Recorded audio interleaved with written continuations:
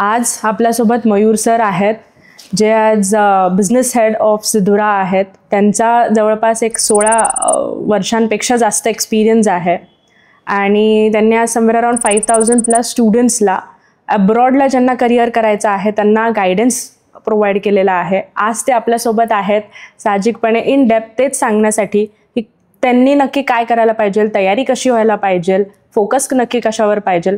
आज ह्या माहितीसाठी आज आपल्यासोबत मयूर सर आहेत. So welcome Mayur sir. Thank you. So sir, आता भरपूर लोकांकडून किंवा भरपूर मुलांकडून आपण ऐकतो की मला फॉरेनला जायचं आहे आणि शिक्षण करायचं आहे. तर तुम्ही नक्की काय सांगताल की भारतीय विद्यार्थ्यांनी फॉरेनला का जावं किंवा तिथे शिक्षण का घ्यावं आणि त्यांनी त्याच्यासाठी काय तयारी करायला हवी? ओके.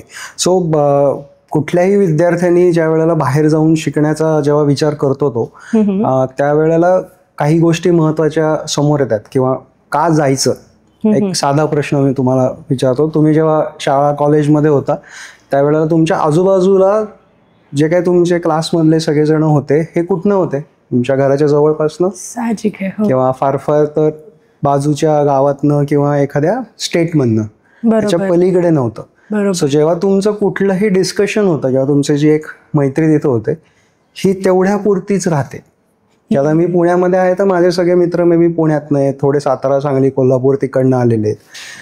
फार कमी जण असे किंवा मे बी मुंबईमधनं किंवा अजून गोव्यामधनं वगैरे आले, ह्याच्या पलीकडं नाही. सो आमचे सगळे डिस्कशन पॉईंट्स किंवा हे तसे राहतात. पण ज्या वेळेला तुम्ही परदेशी शिक्षणाला जाता, कुठेही कंट्रीमध्ये जाता, त्यावेळेला तुमचे जे मित्र असतात आजूबाजूचे, somebody has came from India, another came from Germany, third came from Ireland, fourth come from USA, काही असं. सो तुमचं सर्कल वाढतं आणि त्याचबरोबर मग तुमचं जेव्हा सर्कल वाढतं त्यावेळेला तुम्ही त्यांच्याशी काय बोलताय, डिस्कशन्स तुम्ही त्यांच्याबरोबर काय करताय, तुमची विचारशक्ती एकदम वाढून जाते. अगदी साधं उदाहरण, मग डिस्कशनमध्ये तुम्हाला एखादा प्रोजेक्ट दिला आहे शिकायला त्याच्यामध्ये, तर मग तुमच्या टीममध्ये एक जण जर्मनीचा आहे, एक इंडियाचा आहे, एक USचा आहे, काहीतरी एक कॅनडाचा आहे, असं होतं. मग तुम्ही प्रोजेक्ट बनवतात. इंडियामध्ये तुम्ही म्हणता की अरे man power is not a issue, खूप आहे आमच्याकडे. जर्मनीवाला म्हणेल technology not a issue for us. Right. So मग तुमचे पर्स्पेक्टिव्ह चेंज व्हायला सुरुवात होते. हे तुम्हाला ओव्हरसीज एज्युकेशनमध्ये जेव्हा तुम्ही जाता त्यावेळेला हा फरक पडतो. एक्सपोजर जे तुम्हाला मिळतं की जिथलं कल्चर, आपलं कल्चर वेगवेगळं स्टेटमध्ये तुम्ही गेल्यानंतर जसं बदलतं भारतामध्ये, तसंच तुम्ही बाहेरच्या देशामध्ये गेल्यानंतर तिथलं कल्चर समजून घेणं, बरोबर, त्या कल्चरमध्ये तुम्ही इन्व्हॉल्व्ह होणं, त्यांच्याबरोबर राहणं, हे तुम्हाला ॲज अ पर्सन म्हणून सुद्धा खूप इव्हॉल्व्ह करतं. तुमचं नेटवर्क एक डेव्हलप व्हायला सुरुवात होते की ज्यातनं तुम्हाला एक आपण म्हणतो ना की ग्लोबल करिअर करायचं, किंवा आम्ही त्याला म्हणतो एक ग्लोबल सिटीझन व्हा. म्हणजे काय की तुम्ही वेगवेगळ्या देशांमध्ये जा, त्यांच्याबरोबर राहा, काम करा, आणि ऑब्व्हियसली हे शिकून परत येऊन you can serve the nation also.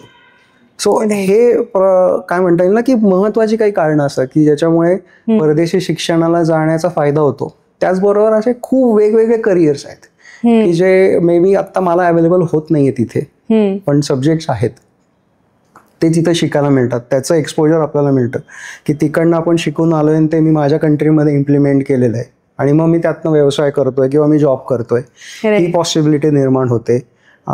त्याचबरोबर ज्या वेळेला आपण कुठल्याही म्हणजे कंट्रीमध्ये जातो, आता प्रामुख्याने मुलं UK, US, Australia, Canada, Germany अशा कंट्रीमध्ये जातात की ज्या डेव्हलप्ड कंट्री आहेत. बरोबर. India is steel developing country. So develop कंट्रीमध्ये अशा काहीतरी गोष्टी ऑलरेडी आहेत की ज्या आपल्यापेक्षा मे बी 5-7 वर्ष पुढं आहेत.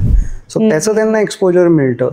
त्यातनं ते लर्निंग घेऊन ज्या वेळेला परत इंडियामध्ये डेव्हलप कंट्रीमध्ये येऊन त्याचं इम्प्लिमेंटेशन करू शकतात, तर तो कंट्रीलाही फायदा होतो, त्यांनाही फायदा होतो. सो हे सगळे काय म्हणता येईल ना की पॉइंटर्स आहेत छोटे छोटे की ज्यांनी विद्यार्थ्यांनी जर का परदेशी शिक्षण करून आले किंवा तिथं जाऊन त्यांना अजून पुढे काही करायचं असेल तर हा नक्कीच एक त्यांना एक ब्रॉडर पर्स्पेक्टिव्हवरती विचार मिळू शकतो आणि त्यांचं एक करिअर वेगळ्या दिशेने जाऊ शकतं. हा आमचा एक विचार असतो याच्यातला, का परदेशी जावं याच्यासाठी. बरोबर. तर तुमच्या अनुभवात इंडियन स्टुडंट्स जे आहेत ते परदेशात त्यांना का जायची इच्छा होते? रॅदर लाईफस्टाईल असेल, एक्सपोजर असतील किंवा करिअरच्या दृष्टिकोनातून असेल, पण तुमच्या अनुभवातून असे तुम्हाला खूप सारे स्टुडंट्स दिसत असतील समोर, तर मग तुम्हाला नक्की काय सांगायचं? आता बरेच स्टुडंट्सचं कन्सल्टेशन आम्ही केले, त्याच्यापर्यंत दिसतं की प्रत्येकाचे ऑब्जेक्टिव्ह वेगवेगळे असतात की का जायचं. तुम्ही अगदी बरोबर म्हणलात की एक्सपोजर आहेच आहे, की वेगवेगळ्या गोष्टी आपल्याला बघायला मिळतात, एक वेगळ्या लेवलची लाईफस्टाईल पण आहे, ह्या गोष्टी तर आहेच आहेत. पण मुलांचा जाण्याचा अजून एक कल काय असतो की मला एखादं करिअर करायचं आहे, ते करिअर मे बी मला इथे करता येत नाहीये किंवा त्याचा आत्ता इथे मला तेवढं एक्सपोजर मिळत नाहीये. त्याच्यासाठी मुलं बरेचदा विचार करत असतात किंवा एका लेवलपर्यंत माझं शिक्षण आलेलं आहे, प्रिडॉमिनेटली बॅचलर्स झालंय, मी 1-2 वर्ष काम केलेलं आहे आणि आता असं कुठंतरी वाटतं की अरे अजून शिकायला पाहिजे, पण ते मला मे बी इथं करता येत नाही, म्हणून मग ते बाहेर जाण्याचा विचार करतात. मगाशी मी म्हणलं तसं की नेटवर्क बिल्ड कर. बरोबर. माझं नेटवर्क ग्लोबल लेवलवरती जर का मला बिल्ड करायचं असेल तर मी बाहेर जाऊन त्या लोकांशी भेटणं, बोलणं, ह्या गोष्टीसाठी मुलं बाहेर जात असतात. अजून एक याच्यातला भाग असतो की जिथे बिझनेस ओनर्स असतात, की फर्स्ट जनरेशन किंवा सेकंड जनरेशन आणि आता पुढची जनरेशन या बिझनेसमध्ये येणार आहे आणि तो बिझनेस मे बी आत्ता लोकल लेवलवरती असतो. तो एक्सपांड करण्यासाठी तिकडे जाऊन जे काही आपल्याला नेटवर्किंग करावं लागतं, लिगॅलिटीज असतात, सब्जेक्ट एक्सपर्टीज अंडरस्टँडिंग असतात, हे बरेचदा मुलांच्या डोक्यामध्ये असतं किंवा मी तिथं जाऊन ते शिकून येईन, इथला हा जो बिझनेस हा लोकल लेवलवरनं थोडा अजून मोठा नेईन भारतातच किंवा मी तो एक्सपांड करीन इंटरनॅशनल. राईट. सो हे काही ऑब्जेक्टिव्ह असतात की जिथं ते जातात, ते शिकतात, परत येतात आणि मग त्याच्यानंतर त्यांच्या बिझनेसला ते ग्रो करतात. सो असे काही ऑब्जेक्टिव्ह असतात. इफ यू आस्क मी, आमच्या दृष्टीने 3च ऑब्जेक्टिव्ह असतात बाहेर जाण्याचे. पहिला असतो की तुम्हाला जायचंय, शिकायचं आणि परत यायचंय. दुसरं जायचंय, शिकायचं आणि जी काय तुम्ही इन्व्हेस्टमेंट करताय तुमच्या एज्युकेशनवरती ती त्याच करन्सीमध्ये अर्न करायची आहे, एक्सपिरियन्स घ्यायचा आहे आणि परत यायचंय. आणि तिसरा ऑब्जेक्टिव्ह असतो की तुम्हाला जायचंय, तिथे शिकायचंय आणि मग नंतर तिथेच राहायचंय. मे बी 10-15 वर्ष तुम्ही तिथंच राहताय आणि मग तुम्ही विचार करताय की भारतात यायचंय का अजून कुठल्या कंट्रीमध्ये जायचंय का तिथली सिटिझनशिप घ्यायची आहे, काय करायचंय. हे 3च ऑब्जेक्टिव्ह असतात. वी हॅव सीन दॅट की जे काही आतापर्यंत आम्ही कन्सल्टेशन केलेले आहेत ह्या 3 ऑब्जेक्टिव्हचा बाहेर कुठले ऑब्जेक्टिव्ह नसतात त्याच्यात. बरोबर आहे, खरंच आहे.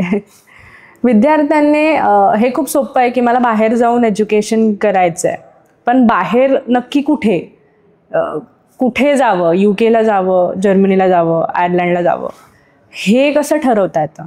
आम्ही हे बघतो की मुलं बरेचदा समोर येतात आणि ठरवलेलं असतं की आम्हाला युकेला जायचं आहे, आम्हाला ह्या कोर्सला जायचं आहे, आम्हाला US ला जायचं आहे, आम्हाला ह्या कोर्सला जायचं आहे, आम्हाला जर्मनीला जायचं आहे, हे ठरवून येतात बरेचदा समोर. पण ज्या वेळेला आम्ही त्यांना विचारतो की का जायचं आहे तर त्यावेळेला त्यांच्याकडे तेवढी ती तशी उत्तरं नसतात.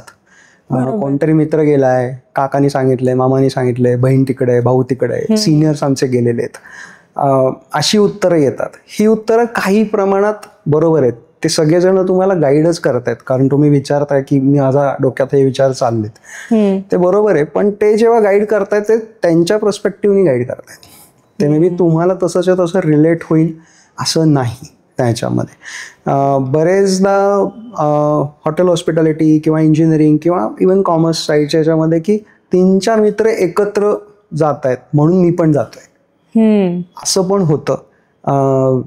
लहानपणी मे बी 10वी-11वी नंतर हे खूप बघितलं, मित्र माझे सायन्सला चाललेत, मी सायन्सला चालले. बरोबर. जमतंय का नाही किंवा आवडतंय का नाही आपण तेवढं बघत नाही त्याच्यामध्ये. सो ज्या वेळेला ह्या सिलेक्शन्स कंट्रीजचं किंवा कोर्सचं होतं त्याच्या आधी आम्ही प्रत्येकाला हेच सांगण्याचा प्रयत्न करतो की तुम्हाला कुठलं करिअर करायचं हे आधी बघा, तुमचा इंटरेस्ट काय आहे. म्हणजे I give you the example, आमच्याकडे एक पेरेंट्स आले होते, त्यांच्या 2 मुली होत्या, दोघी जुळ्या होत्या, जुळ्या मुली होत्या, दोघी जुळ्या नाही म्हणजे 4 झाल्यात. सो जुळ्या मुली होत्या आणि त्यांना पण त्यांचं करिअर करायला जायचं होतं. दोन्ही मुलीने आपल्याला असं वाटतं जुळ्यात म्हणणार सेम करिअरच असेल सगळं त्याच्यामध्ये, काय फार काय वेगळं नसेल, पण त्यांची सुद्धा करिअर्स वेगवेगळी होती, आवड वेगळी. आवड पूर्ण वेगळी. एकीला जायचं होतं स्पोर्ट्समध्ये, दुसऱ्याला जायचं होतं बिझनेस साईडला त्याच्यामध्ये. सो जुळ्यांचे सुद्धा करिअर जर का सेम असू शकत नाही तर मित्रांचे तरी कसे असू शकतील. अगदी बरोबर. आणि मग तिथे तुम्हाला ठरवावं लागतं की नक्की मला काय करायचंय, आत्ता तुम्ही इथं काय शिकलाय, त्याच्यातले कुठले सब्जेक्ट तुम्हाला आवडत आहेत, मग त्याच्यावरनं मला पुढे कुठला सब्जेक्ट शिकायला जायचंय, त्या सब्जेक्टला त्या पर्टिक्युलर कंट्रीमध्ये काय स्कोप आहे, म्हणजे मग मला जॉब्स मिळतील, म्हणजे मग मी तिथे एम्प्लॉयबल चांगला होऊ शकीन, तो सब्जेक्ट मला छान लर्न करता येईल. आधी हे ठरवावं, मग त्याच्यावरनं कंट्री ठरवावी, मग त्याच्यावरनं युनिव्हर्सिटी ठरवावी. That's how we follow the process. किंवा आम्ही सजेस्ट करतो की विद्यार्थ्यांनी शॉर्टलिस्टिंगला ही प्रोसेस फॉलो करा. ओके, सो सर आपलं बोलणं झालं की मुलांनी नक्की खरंच कोणते सिटीज चूज करायला पाहिजे रॅदर, कारण UK आहे, US आहे, आयर्लंड आहे वगैरे सगळ्या गोष्टी आहेत. आणि तुम्ही म्हटलात की साहजिकपणे टॉप युनिव्हर्सिटीज कशा आहेत, करिअर कसं निवडावं वगैरे, बट ह्याच्यामध्ये नक्की कोणता कोर्स करावा किंवा कोणत्या कोर्सचे ऑपॉर्च्युनिटीज आहेत बाहेर, याबद्दल तुम्ही नक्की काय सांगा? आत्ता करिअरच्या ऑपॉर्च्युनिटीज म्हणजे खूप आहेत. म्हणजे बाहेर आपण म्हणलं तसं की कोर्सेस तसे बघितले तर जवळजवळ 80,000 ते 1,00,000 वेगवेगळे कोर्सेस आहेत त्याच्यामध्ये. पण आत्ता जे प्रिडॉमिनेंटली कोर्सेससाठी आम्ही बघतो की मुलांना टॉप 5 जर का आपण म्हणलं तर कुठल्या कोर्सेसना जात आहेत, तर मॅनेजमेंट रिलेटेड कोर्सेस आहेत की ज्याच्यामध्ये प्रत्येक आलं मॅनेजमेंट. म्हणजे आय वुड से की नॉर्मल मॅनेजमेंट आलं, फायनान्स आलं, HR आलं, त्याच्यानंतर hotel hospitality management, project management, हे सब्जेक्ट्स त्याच्यामध्ये आले. देन ऑब्व्हियसली टेक्नॉलॉजीमध्ये IT मध्ये सुद्धा data management, data engineering, data science, AI, ML हे कोर्सेस आत्ता आम्हाला दिसत आहेत. एक नवीन अजून कोर्सेस जे आम्हाला चांगले इमर्जिंग दिसत आहेत त्याच्यामध्ये courses which is linked with the psychology. Okay, so सायकोलॉजीशी रिलेटेड आता कोर्सेस चांगले पिकअप व्हायला लागलेले आहेत. इट इज नॉट जस्ट की general psychology, it is about even the child psychology, sports psychology, असे वेगवेगळे सब्जेक्ट्स आता दिसत आहेत. त्याच्यानंतर इकॉनॉमिक्स रिलेटेड काही सब्जेक्ट्स मुलं सिलेक्ट करतायत ते दिसत आहे. त्याचबरोबर sports management related, so sports management on both the sides, म्हणजे की जिथं ते प्लेयर्स बरोबर काम करतायत, टीम बरोबर काम करतायत, आणि दुसरं स्पोर्ट्स ॲज अ इव्हेंट कसा तुम्ही करू शकता. म्हणजे आता हे जसे मोठे मोठे इव्हेंट्स होत आहेत, IPL होत आहे किंवा EPL होत आहेत, तसे कसे तुम्ही मॅनेज करू शकता किंवा how can be a part of that. हे कोर्सेस आत्ता साधारण आम्हाला दिसतं की हे पहिले 5 मध्ये दिसत आहेत. यात एकच मी सांगू शकेन की अजून एक म्हणजे की डेटा मॅनेजमेंट हा असा कोर्स आहे की जिथे बरेचदा असं होतं की अरे मी तर BCom आहे, मी BBA, मी डेटा मॅनेजमेंटला कसं जाऊ. तर असं नाही आहे. डेटा मॅनेजमेंटला even if you are a non technical person and want to learn the data management, तर ते कोर्सेस तुमच्यासाठी पण अवेलेबल आहेत त्याच्यामध्ये. सो हे आत्ताचे कोर्सेस दिसतात की ज्याच्यासाठी मुलं जात आहेत. ऑब्व्हियसली मग कुठली कंट्री, कुठली युनिव्हर्सिटी हे त्यांच्या प्रोफाईलवरती आणि त्यांच्या आपण जसं म्हणलं तसं की त्यांचे जे काही ऑब्जेक्टिव्ह आहेत त्याच्यावरती ह्या गोष्टी डिफाईन